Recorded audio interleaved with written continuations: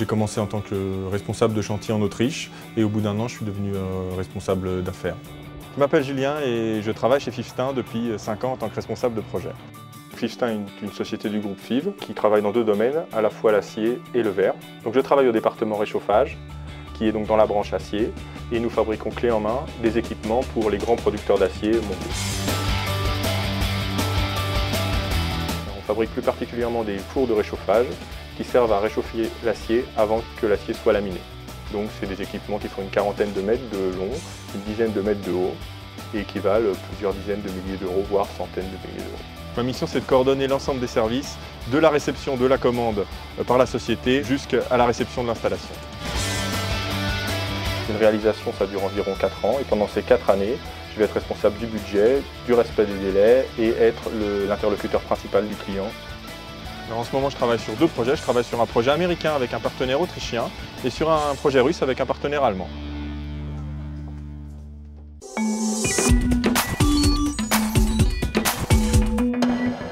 On va faire beaucoup de meetings avec l'ensemble des différents services pour s'assurer que tout se passe correctement, qu'il y a une bonne communication entre les services et que tout est correctement coordonné. Sur le projet américain qui est au tout début, qui est un projet qu'on a signé il y a peu de temps, on est donc en phase d'étude et donc on définit chaque partie de l'équipement, dont la cheminée. Et là, on propose une cheminée sans réfractaire parce qu'on a des conditions qui le permettent et on se rend compte que ça permettrait un gain important sur le projet. Donc c'est intéressant de pouvoir économiser 200 000 $, même si on avait prévu de les fournir.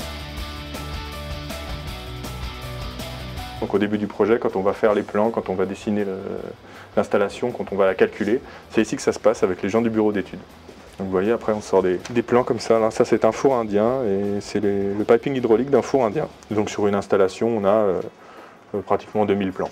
Il y a donc une deuxième partie qui est tout le côté relation client. Et ça peut être à la fois des meetings sur site, des relations téléphoniques, beaucoup d'échanges avec le client pour s'assurer à la fois qu'il reçoit les informations qu'on lui donne et pour s'assurer qu'on comprend ses besoins. Good morning, Michel. I disturb you maybe. You got some news from France or from anybody? Ja, hallo Axel, Julien spricht. Ich störe dich vielleicht. Ce sont des projets complexes où la compréhension du client est très importante. Il y a aussi toute une partie commerciale dans mon travail. Quand le client a décidé d'acheter quelque chose qui n'était pas prévu au contrat ou quand il y a des modifications de contrat, on estime un prix et on le vend et on le négocie. Dernièrement, mon client américain avait toute une partie des équipements qui devaient venir de Chine et pour différentes raisons, il a décidé que ça devrait venir des États-Unis. Donc on a calculé la différence de prix et on lui a fait une offre. Quand j'ai le projet, j'ai une fiche comme ça avec l'ensemble des budgets par poste. Et derrière, le but, c'est qu'en fin d'affaires, on en soit là pour gagner ce qui avait été prévu de gagner ou de faire mieux, puisque le but, c'est aussi de faire mieux. Par exemple, sur une affaire, j'ai 2000 jours d'études. Si on n'utilise que 1800, on a gagné de l'argent. Si on en utilise 2500, on a perdu de l'argent. Donc l'important, c'est de savoir où on en est, de savoir s'il y a des gains, s'il y a des pertes, et surtout de savoir expliquer tout ça. Le prochain déplacement est à Pittsburgh, le 30 mars. Et ensuite, il y en a un de prévu également sur le projet américain, mais chez un partenaire autrichien, le 10 avril.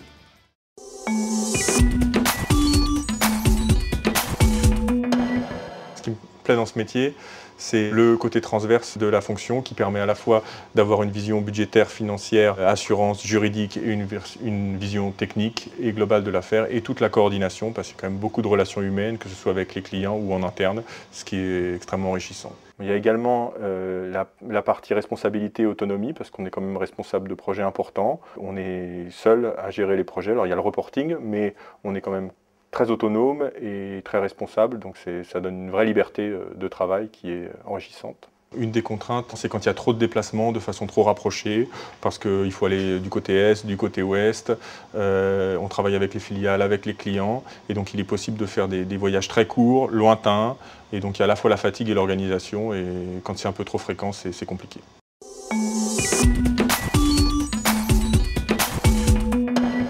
Ce qui est très appréciable chez Fifstin, c'est à la fois les possibilités d'évolution. J'ai commencé sur chantier. Au bout d'un an, j'ai pu être responsable de projet avec des petits projets et ensuite des plus gros projets et de plus en plus complexes, avec des montages contractuels de plus en plus complexes. Et donc c'est cette écoute de la société pour pouvoir évoluer qui est très intéressante. Alors l'esprit FIV, c'est d'abord autonomie et liberté. C'est lié à la responsabilité parce qu'évidemment, on ne fait pas n'importe quoi. Mais quand on est capable de faire des choses de façon sérieuse et qu'on est fait pour le job, je dirais qu'on a beaucoup de liberté, ce qui est extrêmement agréable.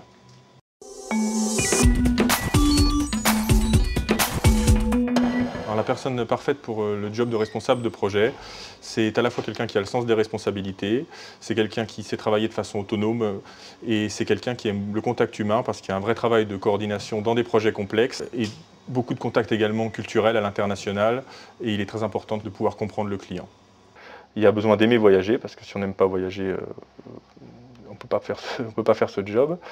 Et je pense que ce qui est important, c'est avoir la capacité de compromis, parce qu'on va vivre pendant 4 ans avec un client. Il va falloir qu'on puisse vivre avec lui pendant les 4 ans, donc on ne peut pas se braquer, il faut savoir prendre du recul, il faut réussir à comprendre le client qui n'est pas de la même culture que nous, réussir à comprendre comment il réfléchit.